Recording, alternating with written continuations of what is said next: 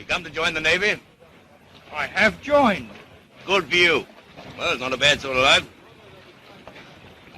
I hope it won't be long before I go to sea.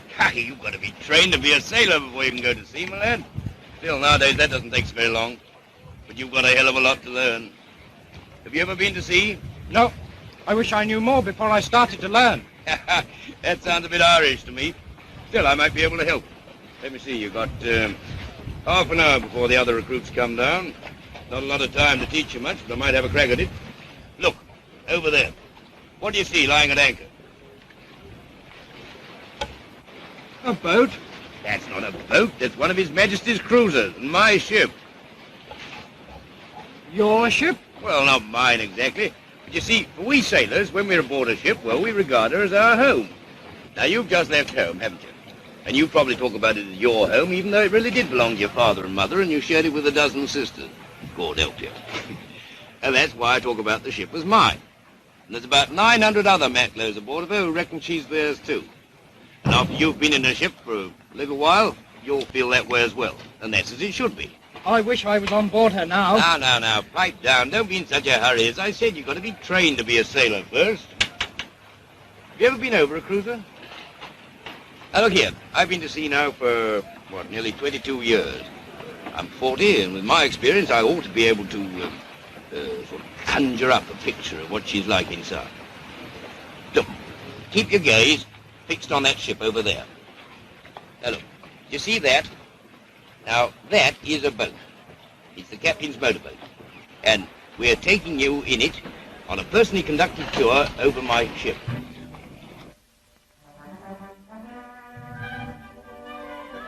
Just to make it more natural, you can imagine you're wearing your uniform, standing in the boat alongside of me, the dead spit of the owner himself.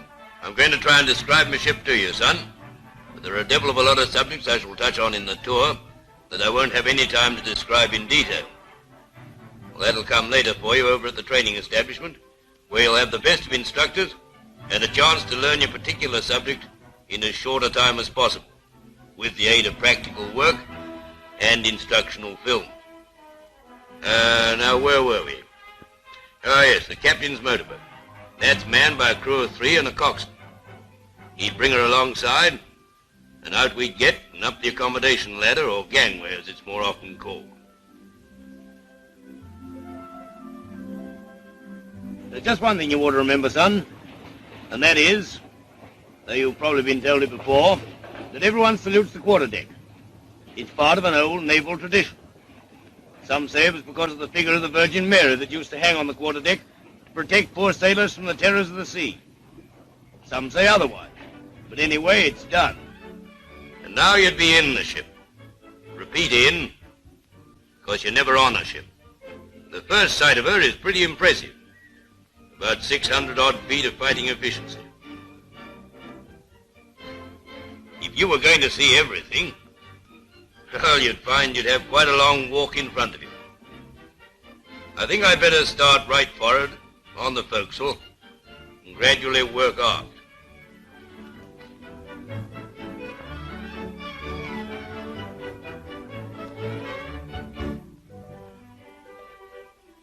It's always struck me that a gull gets about the best view of a ship. You see plenty of them flying around the mast. But as you're no gull, we better think of something more solid. Now, we've already borrowed the captain's motorboat, so why not his bridge as well? You'd get your bird's eye view from there, all right? In fact, you'd see practically the whole ship from stem to stern. So imagine you're looking down onto me as I move towards the bows. And on either side of the bows, you'd find the bower anchors. And as ours is a large-sized ship, an additional one, known as the sheet anchor, carried on the starboard side.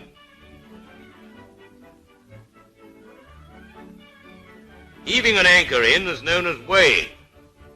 This is done by taking the cable round a revolving drum, known as the cable holder, which grips the cable and, worked by power, pays it down the naval pipe into the cable lockers, which are below the forecastle. On the forecastle, too, you'd find the centerline capstan, which, like the cable holder, is worked by power but is mostly used for working steel wire and hempen rope. And then you've probably heard of mines, one of the sea's more unpleasant additions in wartime.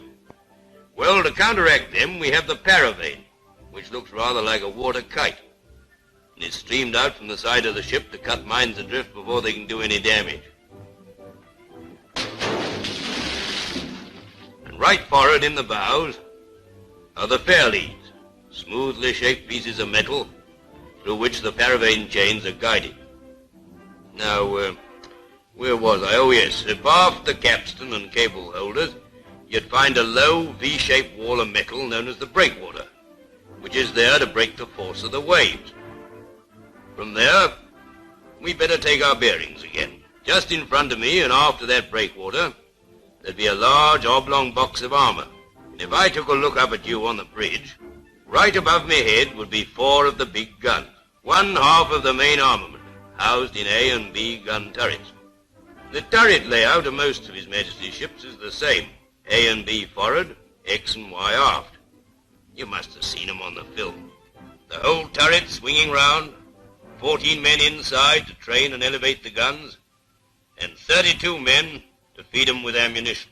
The rest is worked by hydraulics and electricity. And by the way, son, there's not a lot aboard a ship electricity doesn't have a hand in. But I'll tell you more about that later. Then, aft of A and B turrets is the bridge superstructure housing some pretty important parts and people. The captain has his sea cabin there, and also the navigating officer.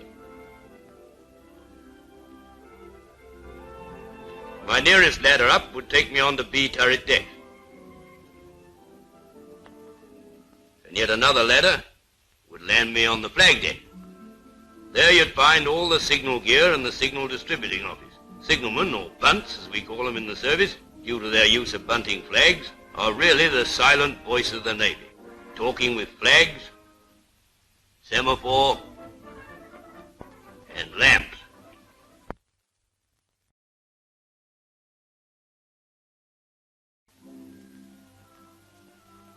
From there, a couple more ladders would take me up to join you on the upper bridge, which you might call the hub of the ship. Right forward is the compass platform with magnetic and gyro compasses placed in good positions for getting all-round bearings. The magnetic compass being only used if and when the gyro breaks down. Repeaters, such as the one on the bridge, are driven by the master gyro and placed in several parts of the ship. The master gyro compass itself is worked by electricity and is housed below decks. At the after end of the bridge and above it is the main armament director control tower, from which the fire of the main armament is controlled. The rear of the bridge is called the air defense position, and from there the air defense officer distributes the fire of the 4-inch, pom-poms, and oerlikons. The 4-inch are controlled from the high-angle directors, which are just below the bridge on either side. Each one controls half the 4-inch guns, which may be used against surface targets, as well as aircraft, if necessary. Now, as I told you, son, this upper bridge is a perfect hive of activity. Besides the captain, there'll be 6 or 7 other chaps up with him there as well. Mind you, in any sort of action, you wouldn't be very popular if you got in the way. Now, if you'll just try and picture the ship going into battle, I'll do my best to describe it for you.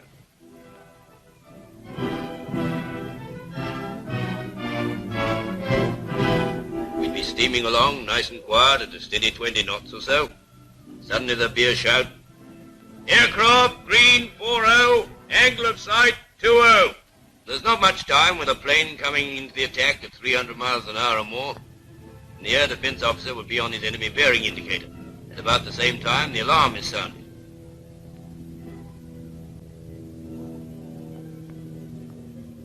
And in roughly 15 seconds, the guns are manned and ready for the fire signal, which would follow almost immediately. Then almighty bedlams let loose. 4-inch, pom-poms, and oerlikons concentrating all their fire on the target. Meanwhile, the captain would be keeping a good eye on the few that managed to get through that hail of bullets, giving orders to the navigating officer at his compass for the avoiding action of his ship, which would be twisting and turning like an eel to miss the bombs or torpedoes.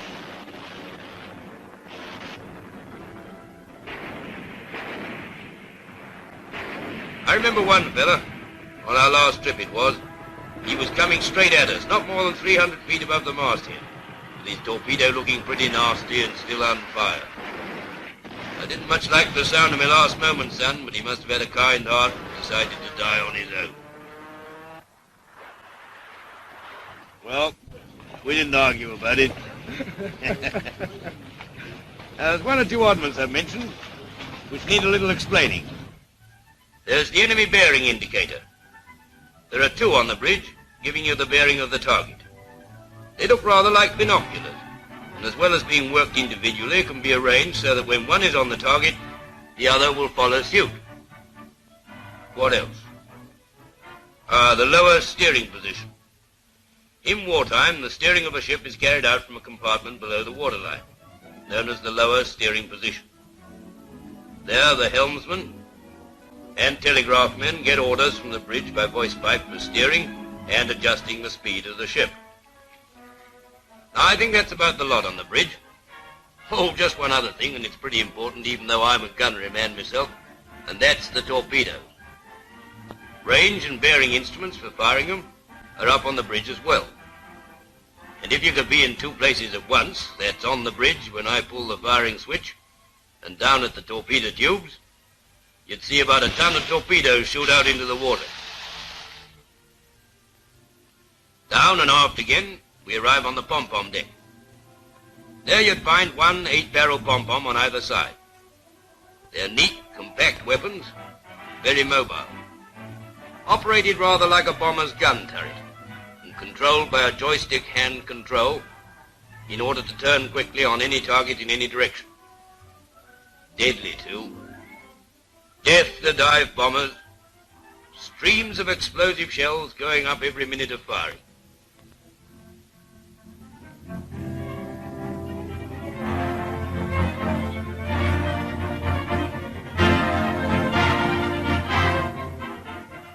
Now, after this deck, you'd find the forward funnel. I think you'd get a better view of it from down below, looking right up to the top of her, because funnels are very deceptive. You wouldn't think it, but you could run a double-decker bus through that. That is, if you happen to have a double-decker bus handy at the time. And you might think that up there in the crow's nest, the lookout would see all the captain could want him to see. And it was so in the olden days, but now the Navy needs eyes a lot higher, and so she carries aircraft. Anything from 1 to 3.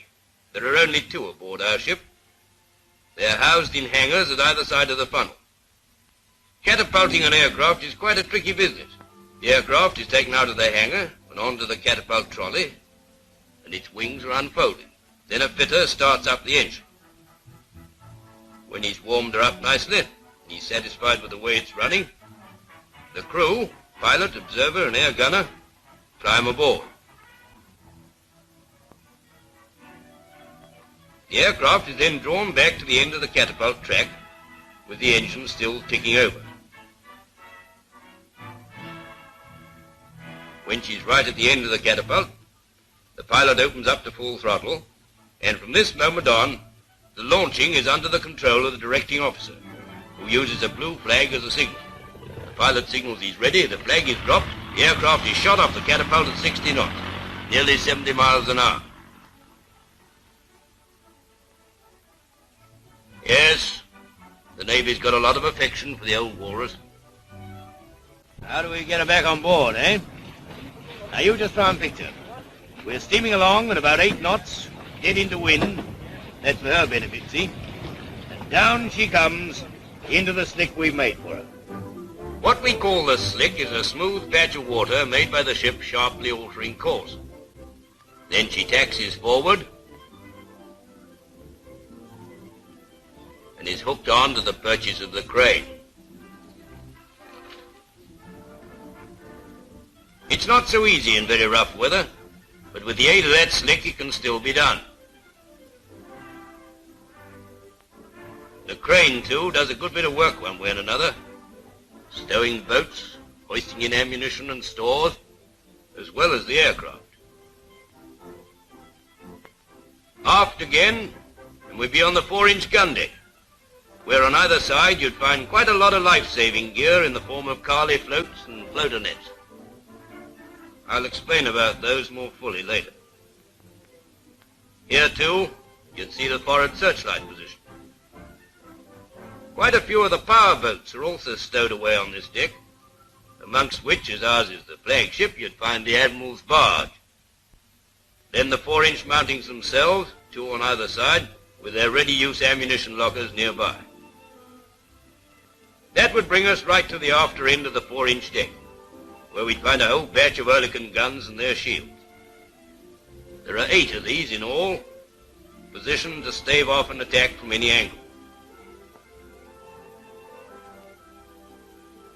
On our way down to the waist, we'd pass alongside the after funnel, and then we'd come across our old friend the captain's motorboat, stowed away on the port side. Then right in the waist, the torpedo tubes.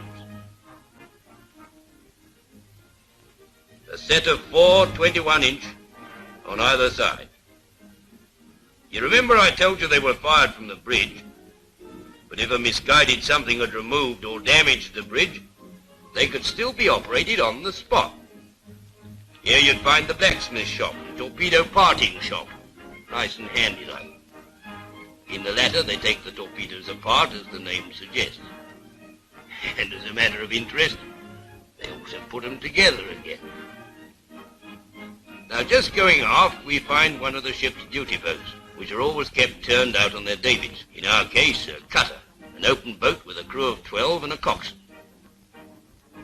Then a whole lot more of those Carley floats and floater nets I mentioned, which together with your life belt makes being shipwrecked a pleasure, almost.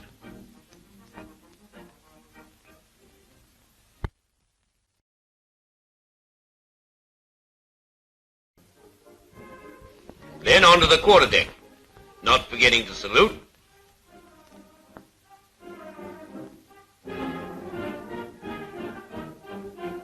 And then we'd be by X turret, always manned by the Royal Marines, with Y turret just below. Here you'd find the bollards, and another capstan for securing aft, and more Carley floats. The numbers on them will give you an idea of how many there are around. On either side of the stern, you'd find the depth charges in their chutes, yet another item controlled from the bridge. Right in the stern, the smoke floats, and on the ensign's staff, the stern light. Have you been listening, or have I just been talking to the sea? No. I mean... What? Yes, I've heard everything. That's good. Sure I'm not going too fast for you? Oh, no, that's all right. But there's a lot more than I thought. Son, a modern cruiser, apart from its fighting side, is a general repair shop, hotel, hospital, and restaurant all rolled into one. There's very little that can't be made or repaired, cooked or cured aboard that ship of mine. Now, before we go on to below decks talk, you ought to have just a little idea of a ship's construction, how she's protected, and in what way. Now, let's see. How can I make it clear to you? Well, I'm not much of an artist, so I'll draw you a sort of rough picture. And if you use your imagination, I might be able to get away with it.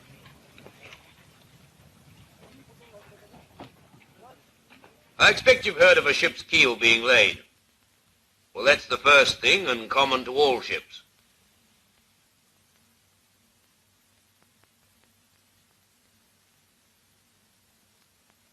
Then she has frames, just like you and I have ribs.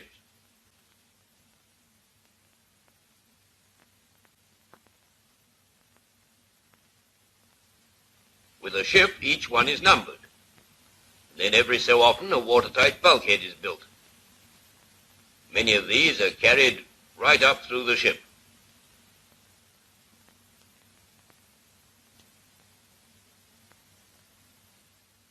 Then decks divide her up yet again. The result is a kind of honeycomb of watertight sections, which considerably lessen her chances of sinking, even if holed in 2 or 3 places at once.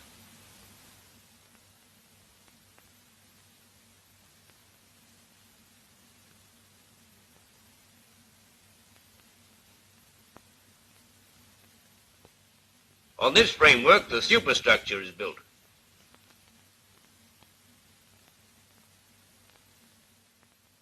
The bulkheads are pierced, where necessary, by watertight doors. The decks by watertight hatches. Oh, you better keep this, son. It may give you a rough idea. Now, if we wanted to get below, and supposing we were standing on the quarterdeck, our best way would be down.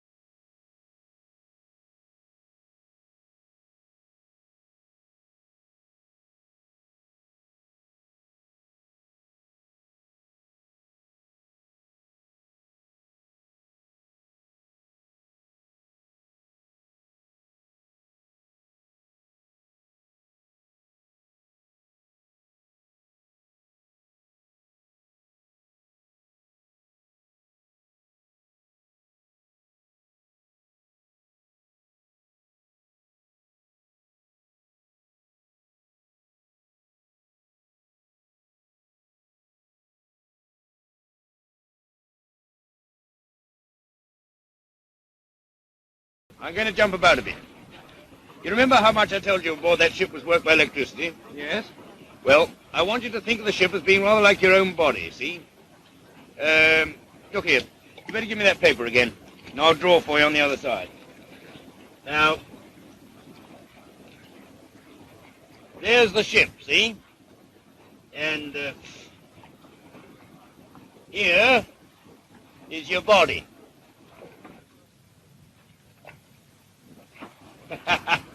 Well, perhaps I better stick to the ship. In a ship, the electricity is produced by steam-driven dynamos. To avoid complete electrical failure if the ship is damaged in a scrap, more than one dynamo is fitted, and these are spaced as far apart as possible. My ship has 4 dynamos. Larger ships may have 6 or even 8.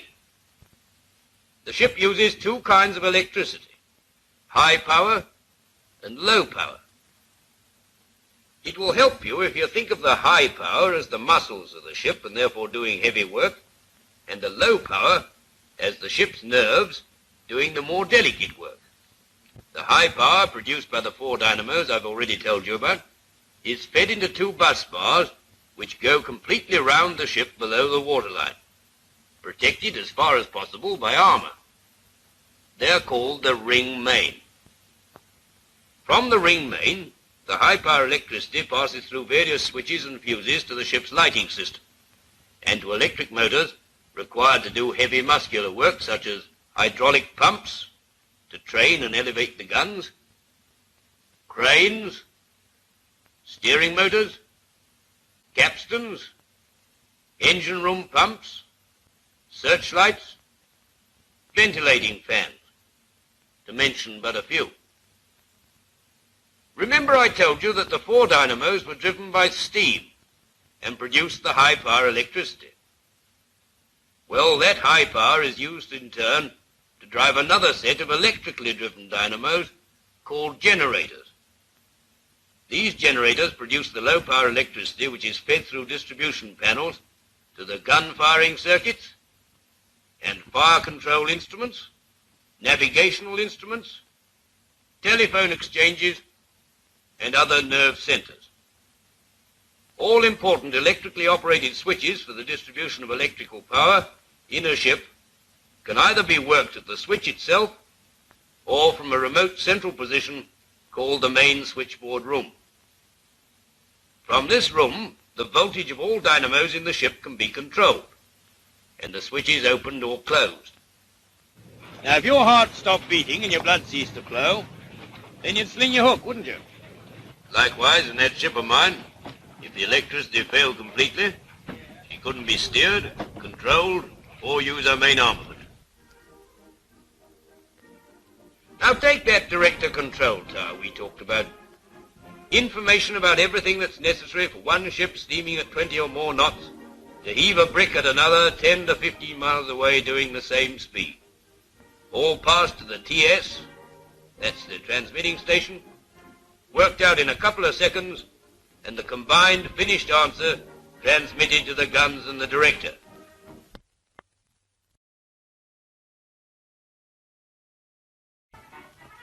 So that within roughly 30 seconds of sighting the target, the director layer presses the trigger of his firing pistol, and the first salvo lands on the target with no mean accuracy.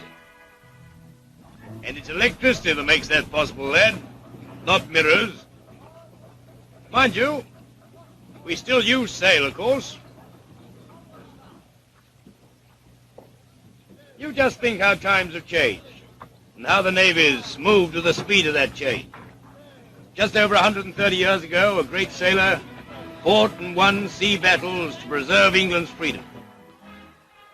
Except to gauge the wind and steer his ship, he had no instruments. He didn't need them. He maneuvered his whole ship to bring his guns to bear from their fixed positions at point-blank range. Devastating broadside.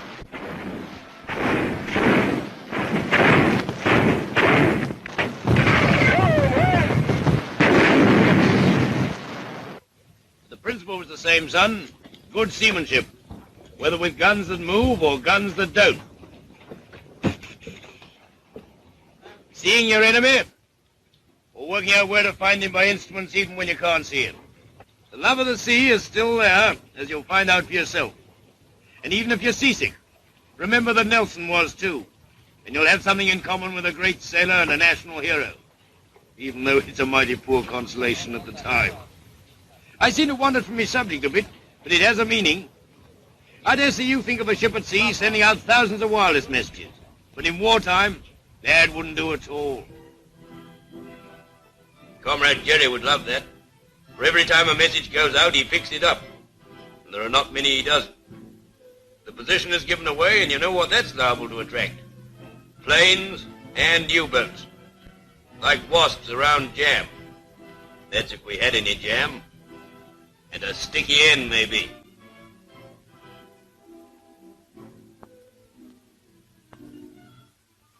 On the other hand, the ship itself is a maze of messages coming and going 24 hours a day.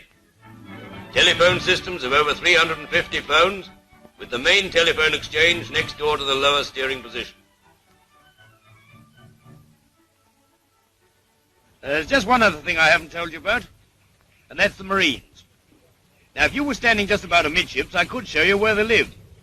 And the reason why they live amidships goes way back to the bad old days when the officers had to be separated from the possibly evil attentions of a murderous crew. Nowadays, when crews aren't murderous, tradition sticks, and the Marines' quarters separate the officers from the crews. In those days, Marines were just sea soldiers. Nowadays, they do part of a sailor's job as well. And have their own mess deck. And as they're sort of sea soldiers, it's called the Marine Barracks. Then you'd find a Marine sentry on the keyboard. That's where 200 keys are kept for all parts of the ship. Those in the pistol cupboard are under his charge.